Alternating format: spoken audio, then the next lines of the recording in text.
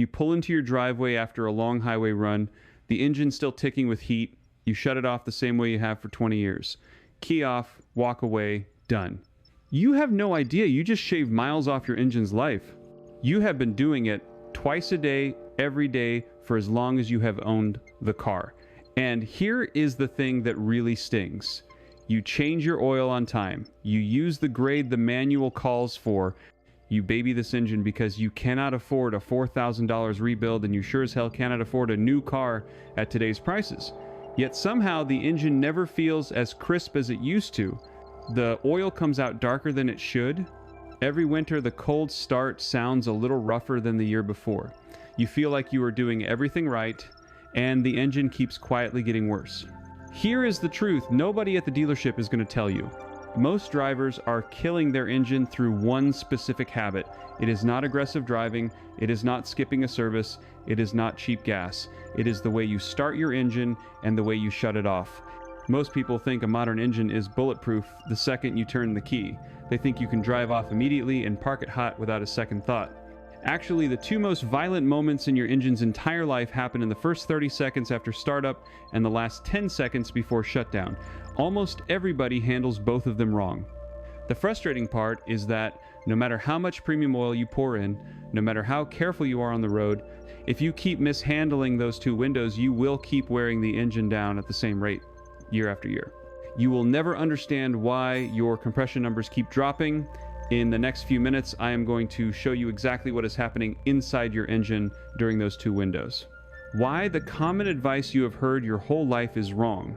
The two distinct mistakes that are quietly destroying your motor. Then I will give you the one prevention habit the old mechanics swore by. The kind of thing your grandfather did without thinking, that will add tens of thousands of miles to any engine you own. Part 1. The cold start mistake. This is the one that does the most damage to the most engines. Every single one of us does it every single morning. The wear it causes is invisible until the day it is not. When you turn the key on a cold engine, here is what feels logical. You start it, you let it idle for 20 or 30 seconds while you buckle up. Maybe you give it a little gas to warm it up faster, and then you drive off. Or worse, on a freezing January morning, you let it sit and idle for 10, 15 minutes in the driveway, thinking you are being kind to it. It feels responsible. It feels like what your dad taught you. It is actually grinding your engine down. Here is what is really happening under your hood in those first 30 seconds. When the engine sits overnight, gravity pulls almost all of the oil down into the pan. The cam lobes, the lifters, the upper cylinder walls, the timing chain, the turbo bearings, if you have a turbo, they are all sitting essentially dry. When you crank it, the oil pump has to push cold, thick oil, often at viscosities 4, 5 times higher than its hot operating spec, all the way up through the galleries to those parts. At 20 degrees Fahrenheit, 5W30 oil flows more like molasses than like oil. It can take 10 to 15 seconds before full pressure reaches the top of the head. During that window, metal is rubbing on metal with only a microscopic film of residual oil holding the line. Studies inside engine labs have shown that as much as 75% of all engine wear happens in the first 20 seconds after a cold start. 75%. That means your morning startup is doing more damage than your entire highway commute combined. And if you sit there idling to warm it up, it gets worse, not better. At idle, the engine runs rich, meaning extra fuel is being dumped into the cylinders. That raw gasoline washes down the cylinder walls, dilutes the oil film, and seeps past the rings into your oil pan. Your oil thins out, your cylinder walls scuff, and your catalytic converter, which has not reached light-off temperature yet, gets soaked in unburned fuel. The old idea that idling warms the engine is dead wrong. An engine warms up 2 to 3 times faster under light load than it does sitting still. Here is the reframe. Idling a cold engine is not warming it up, it is sandpapering it from the inside out. So here is the correct cold start sequence. The simplest version, the one anybody can do starting tomorrow morning. Turn the key to the on position but do not start it. Wait 2 full seconds. You will hear the fuel pump prime and the dash light cycle. That pause lets the oil pump get a head start when you do crank, then start the engine. Let it idle for no more than 30 seconds, just long enough to see the oil pressure stabilize and the idle settle. Then drive off. But here's the key. Drive gently. Keep the revs under 2,500 revolutions per minute, no hard acceleration, no full throttle until the temperature gauge has come off the cold peg and reached normal operating range. That on most cars takes about 5 to 7 minutes of actual driving. That is how you warm an engine the right way under light load, where combustion heat and circulating oil bring everything up to temperature evenly. The more advanced version, if you live somewhere cold and you are serious about engine life, is to switch to a thinner winter weight oil like 0W30 or 0W20 if your manual allows it.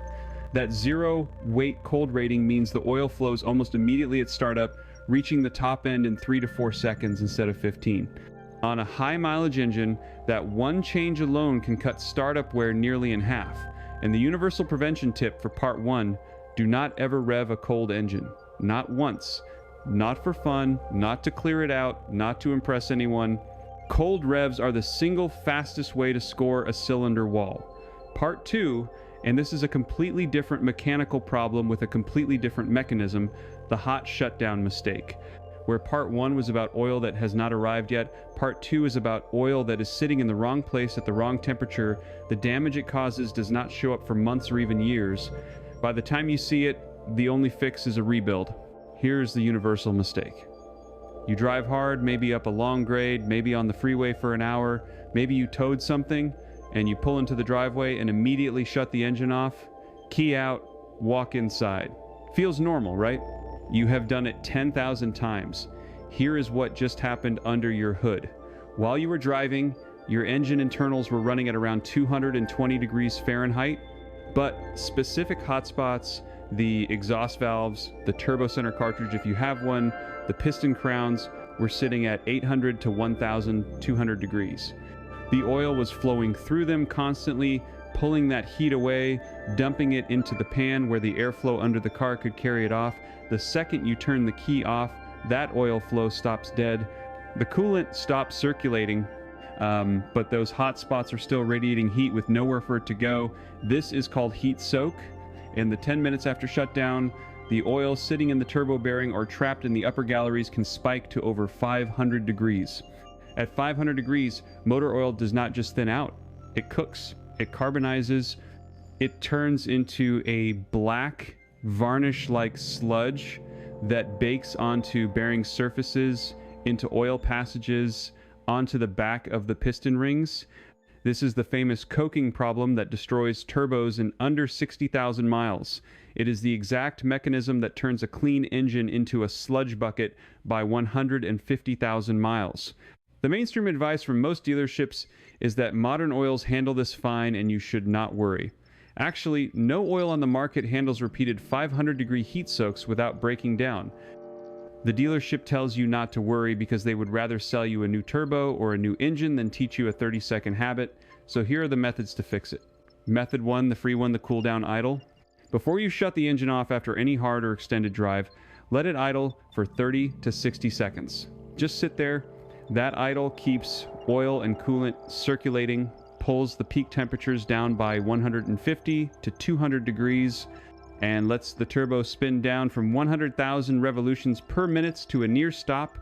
30 seconds of idling can add years to a turbo's life and prevent the slow buildup of varnish in your top end. The old truckers knew this. They never shut a hot rig off without letting it idle down. Method 2, the smart one for daily drivers. Drive the last 2 minutes of every trip gently. If you know you are pulling into your driveway in 2 miles, ease off the throttle, stay out of boost, let the engine load drop. By the time you park, internal temperatures are already coming down on their own. A 10-second idle is enough to finish the job. This is the habit that separates engines that last 300,000 miles from engines that need a rebuild at 180,000. Method 3, the specialized one. If you drive a turbocharged car or a diesel, install a turbo timer or use the built-in cooldown function if your car has one. These keep the engine idling for a set period after you remove the key, usually 1 to 3 minutes depending on how hard you are driving. On a turbo diesel, this single device has been documented to extend turbo life from around 80,000 miles to well over 200,000 miles.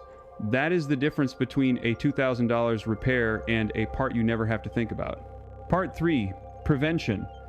There is one single habit that protects against both the cold start damage and the hot shutdown damage. One habit the old mechanics swore by and modern owners have forgotten. Change your oil based on how the engine is actually used, not on the manufacturer's optimistic interval.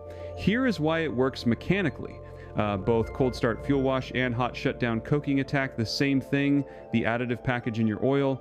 The detergents that keep deposits from forming the anti-wear additive called zinc dialkyl dithiaphosphate, or ZDDP, that coats metal surfaces during those vulnerable startup seconds, and the viscosity modifiers that keep the oil flowing right at both extremes. Every cold start burns through a little of that additive package. Every hot shutdown cooks a little more of it off. By 5,000 miles in normal driving, or 3,000 miles in severe driving, those additives are spent, even if the oil still looks clean on the dipstick. The exact product to use is a full synthetic oil meeting your manufacturer's spec. The tool you need is a basic oil filter wrench and a $15 drain pan. Change it every 5,000 miles for highway heavy use, every 3,000 miles if you do a lot of short trips, cold starts, towing, or city driving.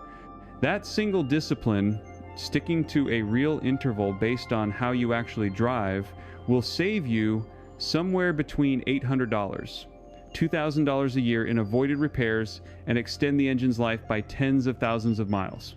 It is the cheapest insurance policy you will ever buy. Now, once you start doing all of this, treating your cold starts gently and letting the engine cool down before shutdown, you are going to notice something new. Your engine is going to start running cleaner, smoother, and a little quieter. Within a few weeks, you are going to spot a small oil weep somewhere. Maybe at the valve cover, maybe at the rear main, maybe at the timing cover. That is not a bad thing.